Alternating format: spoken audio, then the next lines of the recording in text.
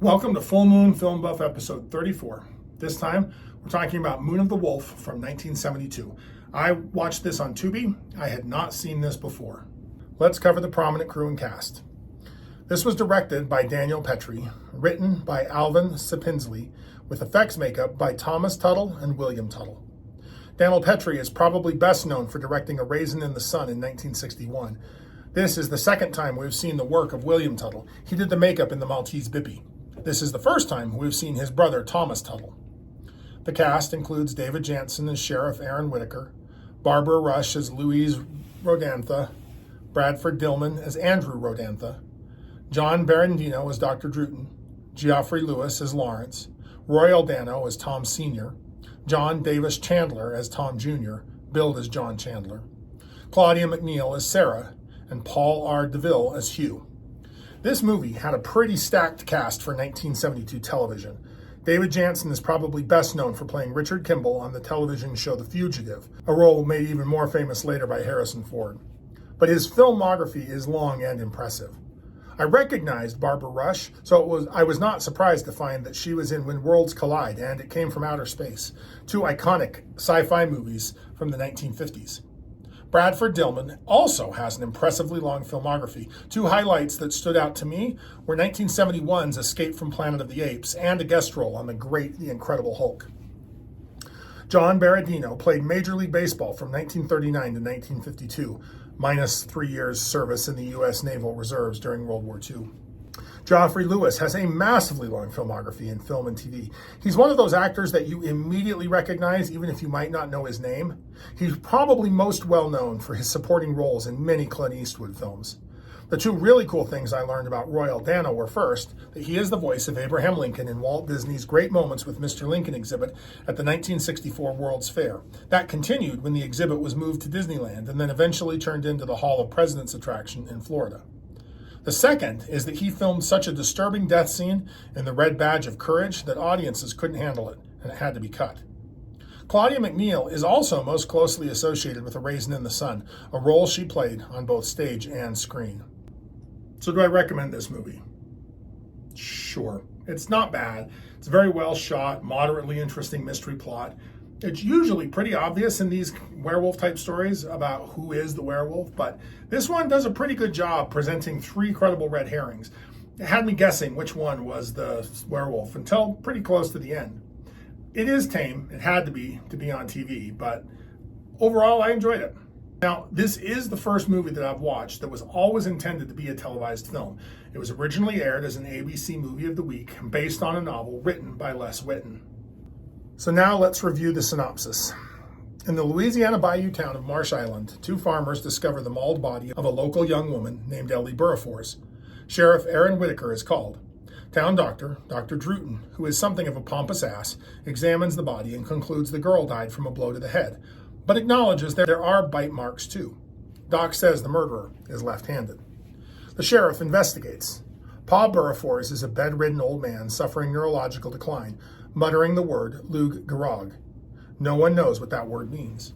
The victim's temperamental brother, Lawrence, jumps to the conclusion that the girl's lover committed the murder, a man whose name her brother does not know. Oh, and the sheriff learns Lawrence is left-handed. Most local residents believe she was killed by wild dogs. A posse forms to hunt the wild dogs, with little success.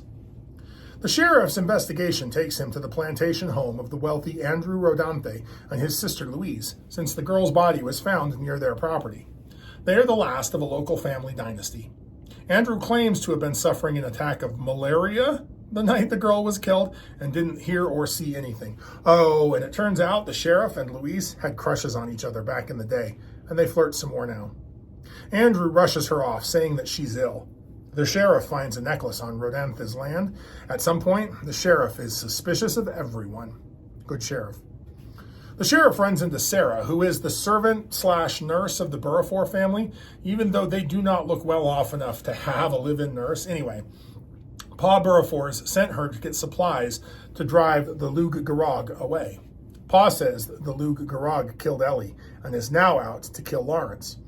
Sarah also tells the sheriff Ellie was pregnant. Find the baby father, find the killer. Sarah says Lawrence didn't kill her. The sheriff isn't so sure. Turns out Doc knew Ellie was pregnant because he got her pregnant. He had a date with her that night that she died, but says he didn't kill her. He loved her. They did disagree about what to do with the baby. Doc wanted to abort it. Ellie wanted to marry him and leave Marsh Island. Doc says she never showed up for their date. Doc knows how this all looks, which, good on him for not covering up the cause of death. He could have taken the easy way out and blamed her death on the wild dogs. He didn't. The sheriff and Louise run into each other. He asks her out for coffee. Louise says that she's home because Lawrence did not approve of her lifestyle and cut her off financially. He is kind of a controlling jerk. Doc makes a house call on Pa Burraforce. Doc warns Lawrence the old man is dying. Sarah spills the beans on Ellie's baby. Lawrence assaults the doc when he finds out he is the mysterious lover. The sheriff puts Lawrence in jail. The locals go on another wild dog hunt. The sheriff calls on Louise again. The sheriff lays out his 3 suspects: Doc, Lawrence, and Tom, the farmer who found her. That night, under a full moon, Lawrence and the sheriff's deputy are killed in a vicious attack after the steel bars of the cell are torn from the wall. This was a stealthy, intelligent attack. This killer didn't lose their mind. We don't see the killer yet. It's all shot from the killer's point of view. The town residents are too fearful to assist the sheriff. Everyone is walking around armed. Andrew volunteers to become deputy. Andrew and the sheriff return to Hugh Burrafor's house and discover the old man has created a voodoo potion that gives off a vapor meant to repel the loup-garou. Andrew inhales the fumes and has a seizure. He's taken to the hospital. Doc gets all pissy the Rodantha family wouldn't use him as their doctor. The sheriff visits Louise and tells her Andrew is sick. He learns the necklace used to belong to the Rodanths. She reveals a family secret, that her grandfather used to suffer from unusual spells of sickness, implying that he was a werewolf and Andrew's curse was inherited. Sheriff goes to ask Andrew how the necklace came to be near the murder scene. Andrew says he gave it to Ellie. She helped him with Siebert's syndrome, a chronic disease related to malaria that he's had for over a year. He has to take a specific medication, and Ellie would deliver that medicine to him to help him keep his condition a secret. Andrew confesses he didn't take his medicine that night and had an attack. Oh, and Andrew is ambidextrous. While at the hospital, Louise reveals that she speaks French fluently and would talk to Pa Burrafor about the unexplainable term loup-garou. Louise solves one puzzle. Loup-garou is a mispronunciation of loup-garou. Translated into English, the term means werewolf. We see a furry hand. Transformed into a werewolf, Andrew violently escapes the hospital and becomes the subject of a manhunt. As a posse gathers, Louise runs to the mayor, telling him her brother is sick and that there are drugs that can help him. At the Rodanth home, Louise talks to the sheriff about werewolf folklore. The sheriff leaves to find Andrew. Andrew, still in werewolf form, enters the home. Louise flees to the barn, trying to find the sheriff. When the werewolf follows, she attempts to set him afire. She burns down the barn and returns to the house. Andrew escapes the fire and pursues Louise. She eventually shoots him just as the sheriff returns. After he dies, Andrew returns to his human form. There is no transformation scene in this movie, but the makeup job is decent, particularly if you factor in the reality that it was done on a TV movie budget. The effects makeup team really did a lot with the resources that they had on hand. As far as werewolf lore, this really reminds me a lot of The Undying Monster from 1942, 30 years prior. Just translated to the American Cajun South and updated for a more modern time period. We've got a slightly different source of the family sickness, but we still have the mysterious story of an apparent animal attack, a rich brother and sister, and a skeptical lawman. There are some major differences. This film does seem to imply that the moon does have some kind of influence on the werewolf in a way that the Undying Monster didn't. Both werewolves are supernaturally strong, and neither of them seem to have any specific weaknesses, although this one does bring up this strange smell of sulfur, being able to drive the werewolf away.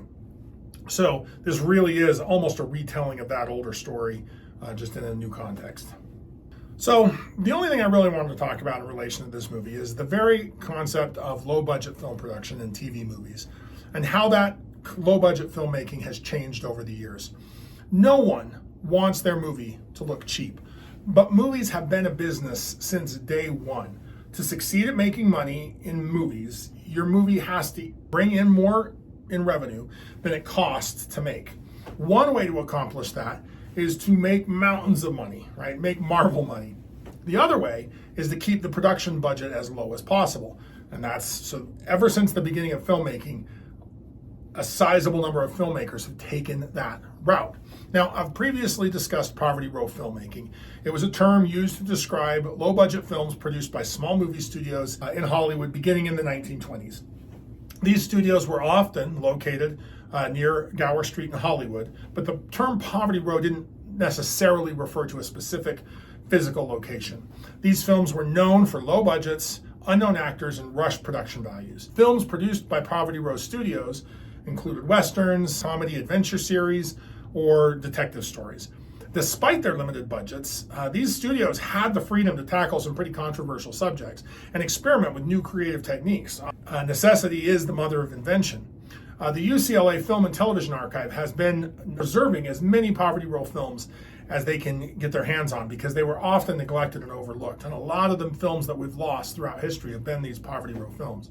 Some of these films have become cult classics over time, and despite their limitations, these movies do have a certain charm. Now, over time, the term poverty row fell away as the studio system faded in prominence, and another term more commonly described these movies, the B movie. This referred to the second half of a double feature and was a reference to the flip side of a record. By the 60s and 70s, B movies were among the quickest to incorporate more sexual and violent elements after the abandonment of the Hays Code. But two new low-cost movie production release options were growing during this period: the made-for-TV movie and the direct-to-video. Telefilms were made specifically to be shown on a television instead of in theaters. They were advertising supported instead of relying on ticket sales. So they had a different funding model, and that meant as long as you could get the required number of advertisers, you could make the movie. While some were high quality, made-for-TV movies were mostly criticized for their low quality and their poor writing and acting. During their heyday, these movies did bring in audiences and were very popular, sometimes bringing in 1/3 or even 1/2 of the television viewing audience at a time, back in a time period where we only had 3 or 4 channels. The popularity of the made-for-TV movie has been declining over the years. In 2000, there were 264 made-for-TV movies produced, but by 2022, that number had dropped to 38. Now, the second option that appeared during this period was the direct-to-video movie, also known as the straight-to-video. These films were released straight to a burgeoning home video release market, without a theatrical release or a television premiere. This was possible due to the exploding video rental market that kicked off in the late 70s and was a juggernaut for 30 years. Some direct-to-video releases are certainly inferior sequels or knockoffs of much more prestigious and high-budget movies. Others were intended to confuse a casual fan about what movie they were actually getting.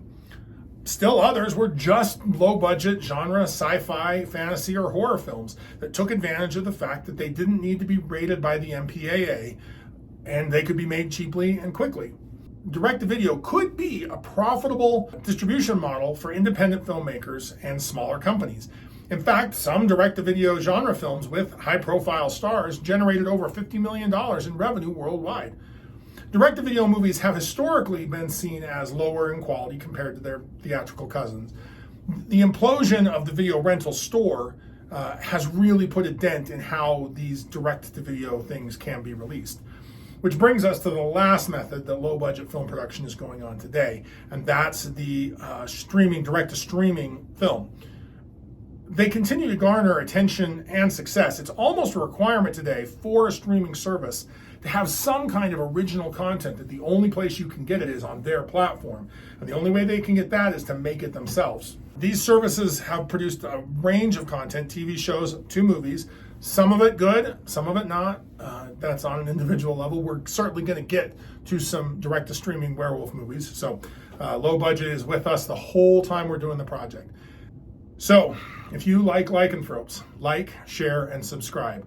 Next, I plan on discussing the very oddly named The Rats Are Coming, The Werewolves Are Here from 1972, a title that just, I have no idea what to expect from this movie. Keep your eye on the moon, a silver bullet in the chamber, and we'll see you back here next time. Thanks.